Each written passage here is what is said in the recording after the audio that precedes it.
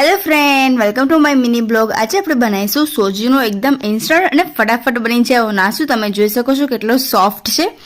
તો સૌથી પહેલાં આપણે મિક્સર જારમાં 1 વાટકી જેટલો આપણે સોજી લઈએ. એનાથી અડધી વાટકી જેટલો આપણે દહીં લઈએ. અહીંયા દહીં મેં મોડું લીધેલું છે. ત્યારબાદ આપણે એમાં 2 ચમચી જેટલા પૌવા એડ કરીશું. અહીંયા મેં જાડા પૌવા લીધા છે. ત્યારબાદ આપણે સ્વાદ અનુસાર મીઠું એડ કરીશું અને થોડુંક પાણી એડ કરીને આપણે એને પીસી લઈશું અને આટલી થિકનેસ પર આપણે એને બેટર બનાવી દઈશું.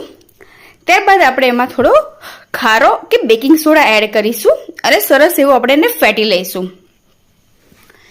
ત્યારબાદ આપણે તવા પર એને આપણે બંને બાજુ ગોલ્ડન બ્રાઉન થાય ત્યાં સુધી આપણે એને શેકી લઈએ.